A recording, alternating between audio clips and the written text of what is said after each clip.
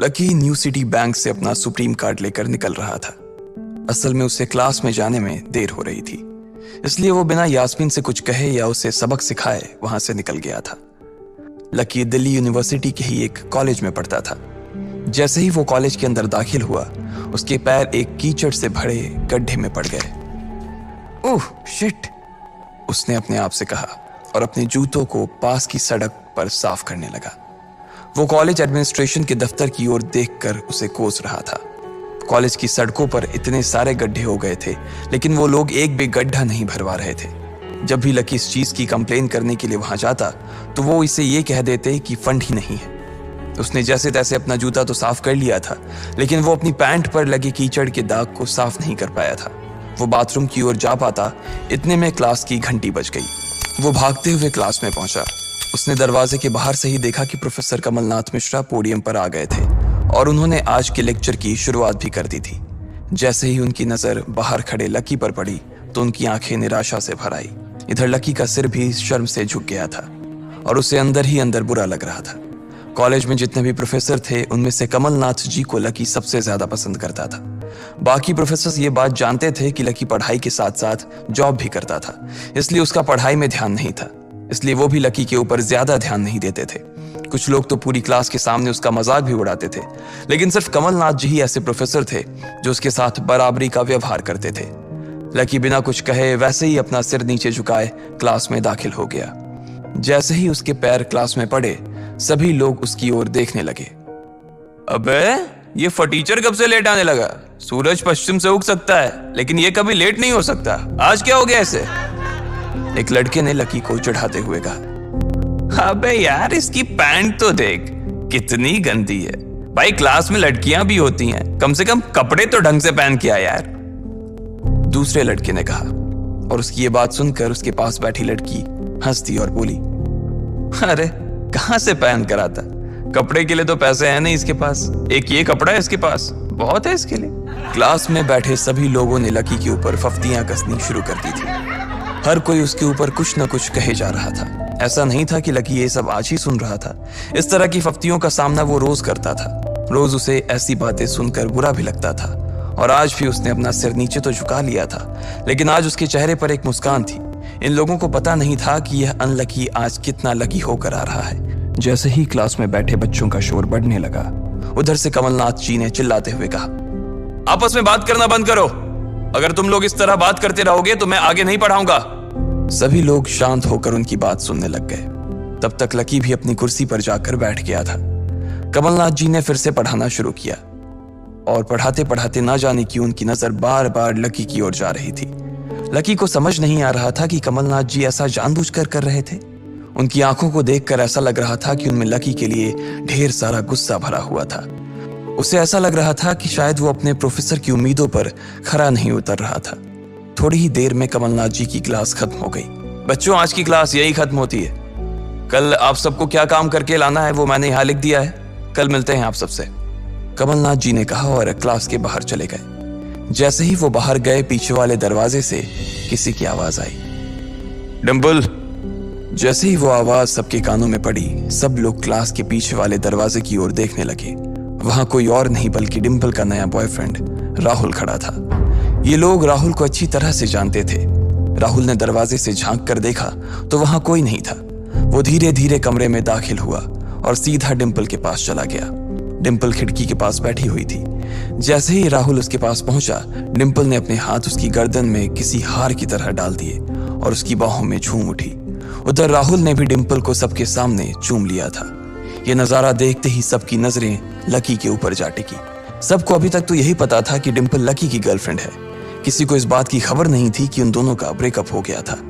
डिंपल को राहुल की बाहों में देखकर लकी के तन बदन में आग तो लग गई थी, लेकिन फिर भी वो शांत होकर वहीं बैठा हुआ था और उसने अपने गुस्से पर काबू कर लिया था। अरे भाई लकी, क्या हो रहा है ये सब? डिंपल राहुल के साथ कैसे? उसके एक दोस्त ने आकर लकी से कहा। होने देना यार, जो हो रहा है छोड़ना, लकी ने कहा। उसका इस बारे में किसी से बात करने का कोई मन नहीं हो रहा था। अरे भाई, तुझे पता है वो राहुल कितना चालू आदमी है? अभी तक इस कॉलेज की 5 लड़कियों को फंसा चुका है और ये डिंपल छठी है, लकी के दोस्त प्रीतम ने उससे कहा। उसकी ये बात सुनते ही लकी ने प्रीतम को घूर कर देखा। प्रीतम को लगा कि लकी को उसकी बात का बुरा लगा था, लेकिन अगले ही पल वो उसे देखकर मुस्कुराया और बोला, कोई बात नहीं भाई, सबकी अपनी अपनी लाइफ है। ये कहकर लकी डिंपल की ओर देखने लगा, जो कि राहुल की बाहों में इतरा रही थी। वो जानती नहीं थी कि लकी चाहता तो यहीं खड़े खड़े राहुल और उसके पिता को उनके कारोबार समेत खरीद सकता था। उधर जैसे ही राहुल और डिंपल की नजर भी लकी पर पड़ी तो वो जानबूझकर उसे छेड़ने के लिए उसके सामने से गुजरने लगे। अच्छा लकी, सुनना जरा। अचानक से डिंपल लकी के सामने रुकी और बोली। उसने अभी भी राहुल की कमर में अपना एक हाथ डाल रखा था। फिर उसने अपने दूसरे हाथ से अपना मोबाइल निकाला और उसका कवर खोलकर लकी के मुंह पर फेंक दिया और बोली, अब क्योंकि मैं तुम्हारे साथ नहीं हूं इसलिए मुझे तुम्हारे इस बेकार से कवर की कोई जरूरत नहीं है, इसे तुम अपने पास रख सकते हो। लकी ने उससे कुछ नहीं कहा और नीचे गिरा वो कवर उठाकर अपनी टेबल पर रख दिया। बेबी, इसने तुम्हें कवर गिफ्ट किया? कवर कौन गिफ्ट में देता है भाई? राहुल ने उसके सामने ही डिंपल से कहा। राहुल लकी को नीचा दिखाने का एक भी मौका अपने हाथ से जाने नहीं देना चाहता था। लकी अंदर ही अंदर मुस्कुरा रहा था। डिंपल ने राहुल की ओर देखा और बोली, बेबी, बात यह है कि जिसकी मोबाइल खरीद कर गिफ्ट करने की औकात नहीं होगी वो सिर्फ कवर ही तो गिफ्ट कर सकता है ना, और क्या। कोई बात नहीं बेबी, मैं आज ही तुम्हें एक नया फोन दिलवाता हूँ। आ जाओ, चलते हैं कनॉट प्लेस और वहां से लाते हैं बेबी के लिए एक नया फोन, राहुल ने कहा। लकी का मन तो यही कर रहा था कि वो जोर से राहुल के ऊपर हंसे, लेकिन उसने अपनी हंसी को रोक लिया था। हाँ बेबी, हमने एक पहले नया फोन खरीदेंगे और फिर उस फोन की पार्टी भी करेंगे, और उसके बाद आज, डिंपल ने कहा और राहुल के चेहरे पर उंगलियां फिराने लगी। राहुल भी और लकी भी उसके इशारे को समझ गए थे। लकी जानता था कि ये सब सिर्फ उसे चिढ़ाने के लिए वो कर रही थी, लेकिन लकी को खुद के लिए नहीं बल्कि डिंपल के लिए बुरा लग रहा था। वो मन ही मन ये सोच रहा था कि अगर डिंपल बस थोड़ा सा और इंतजार कर लेती तो आज लकी उसके लिए फोन की पूरी दुकान खरीद कर रख देता। भाई, ये सब क्या हो रहा है? तेरे सामने ये सब हो रहा है और तू बस मुस्कुराया जा रहा है। गुस्सा नहीं आ रहा तुझे? प्रीतम ने लकी से पूछा। नहीं यार, जो हो रहा है अच्छा ही हो रहा है, जो होता है वो भी अच्छे के लिए होता है, इसलिए चिल यार, छोड़, लकी ने कहा और फिर राहुल और डिंपल की ओर देखने लगा। अब उन दोनों की नजर लकी के मुस्कुराते हुए चेहरे पर पड़ी तो वो अंदर से भवक गए। दोनों की दोनों ही ये सब सिर्फ और सिर्फ लकी को जलाने के लिए कर रहे थे, लेकिन वो तो ऐसे बैठा था जैसे उसका और डिंपल का कोई रिश्ता ही नहीं था। जब अपनी इस बातों का लकी के ऊपर कोई असर होता नहीं दिखा तो डिंपल राहुल से बोली, बेबी चलो यहां से। बेबी नहीं बेबी, हबी। आज से तुम मुझे हबी बोलोगी और मैं तुम्हें बोलूंगा मेरी प्यारी वाइफी, राहुल ने कहा और लकी के सामने ही डिंपल को चूम लिया। ये देखते ही लकी थोड़ा सा जल्द भुन तो गया और उसका जवाब भी वो राहुल को देना चाहता था, इसलिए उसने कहा, डिंपल ये सब क्यों कर रही हो तुम? क्या दिखाना चाहती हो इससे? लकी को डिंपल का ऐसा रूप देखकर उसी के लिए बुरा लग रहा था। राहुल की किसी बात का तो लकी के ऊपर कोई असर ही नहीं हुआ, लेकिन लकी की इस बात का राहुल को जरूर बुरा लग गया था। उसने गुस्से से अपनी नाक फुलाते हुए कहा, ओए फटीचर, ज्यादा बकवास करने की जरूरत नहीं है। आज के बाद अगर तूने मेरी डिंपल के बारे में कुछ कहा या उसकी तरफ आंख उठाकर भी देखा ना तो मैं राजपथ पर तेरी परेड करवा दूंगा। रहने दे भाई, उसकी जरूरत नहीं पड़ेगी। मैं खराब चीज ना तो देखता हूं और ना ही उसके बारे में बात करता हूं, लकी ने कहा और फिर से प्रीतम की ओर देखकर हंसने लगा। जिस तरह से लकी आज राहुल के मुंह पर जवाब फेंक कर मार रहा था, प्रीतम को तो विश्वास ही नहीं हो रहा था कि ये वही लकी है जो उसका दोस्त हुआ करता था। उधर राहुल उसका जवाब सुनकर गुस्से से लबरेज हो रहा था। वो लकी को सबक सिखाने के लिए अपना घूंसा तान कर उसकी दिशा में बढ़ा ही रहा था कि इतना ही में पीछे से एक लड़की की आवाज आई, डिंपल। सब लोगों ने फिर से उस आवाज की ओर देखा। वहां पर एक थोड़े छोटे कद की लड़की खड़ी थी और वो गुस्से से डिंपल की ओर देख रही थी। उसकी आंखों पर चश्मा लगा था और उसके बाल खुले हुए थे। अब तू हद से आगे बढ़ती जा रही है डिंपल। लकी जैसे लड़के को छोड़कर तू इस एक नंबर के लफंगे लड़के के साथ पड़ी है। तुझे तो कॉलेज के किसी गड्ढे में जाकर डूब मरना चाहिए। साक्षी, क्या कह रही है तू? जुबान संभाल अपनी, डिंपल ने कहा। राहुल के बारे में बुराई नहीं बल्कि लकी के बारे में अच्छी बातें सुनकर डिंपल का मन खराब हो गया था। जब डिंपल लकी के साथ थी तो उसकी साक्षी से भी अच्छी दोस्ती थी।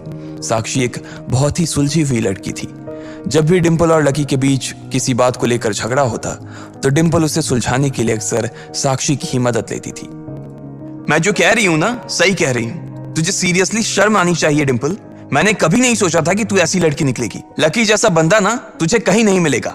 साक्षी ने कहा और एक कदम आगे आ गई।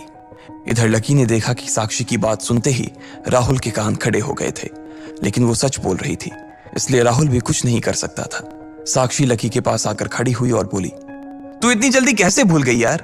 लकी तेरे लिए हर टफ टाइम में खड़ा रहा था। जब भी तू बीमार होती थी और तेरे खड़े होने की भी हालत नहीं होती थी तो बेचारा तेरे लिए खाना बनाता था, तेरे कपड़े धोता था और तो और तेरे लिए दवाई तक लेके आता था।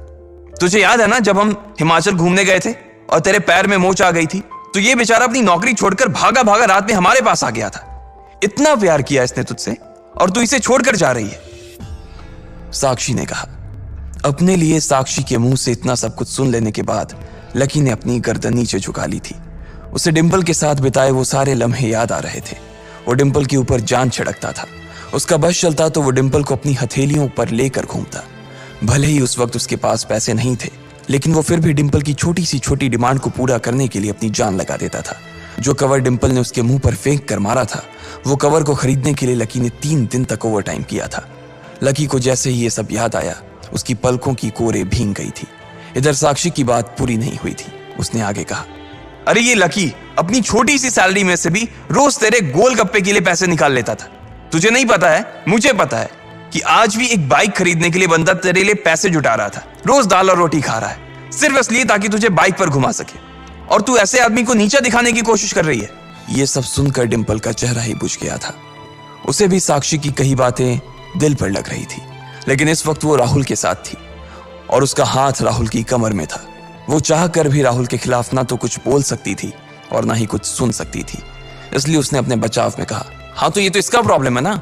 मैंने इससे पहले ही कहा था कि ये मेरा प्यार अफोर्ड नहीं कर पाएगा, तो फिर ये मेरे साथ इतना आगे क्यों बढ़ा? आज अगर मैं चीज सैंडविच खा सकती हूँ तो फिर मैं बिना घी वाली रोटी क्यों खाऊं? लकी डिंपल की ये बात सब सुन रहा था और उससे पहले कि वो कुछ जवाब देता, अचानक ही उसका फोन बज उठा। उसने मोबाइल निकाल कर देखा तो पाया कि किसी अनजान नंबर से उसे फोन आया था। साक्षी और डिंपल के बीच हो रही बहस के बीच ही लकी फोन उठाने के लिए वहां से निकल गया। देखा कितनी बदतमीजी से उठ के चला गया, चलो अभी। डिंपल ने राहुल के हाथ को कसकर पकड़ा और निकल गई। इधर फोन पर लकी कुछ बोलता उससे पहले ही दूसरी तरफ से आवाज आई, बहुत हो गया लक्ष्मण, अब बस घर आ जा जल्दी से।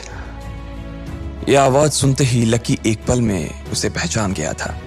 उसके दिमाग से डिंपल के सारे ख्यालात चले गए थे और सिर्फ उस आवाज को सुनकर ही उसकी आंखें भीग आई थी।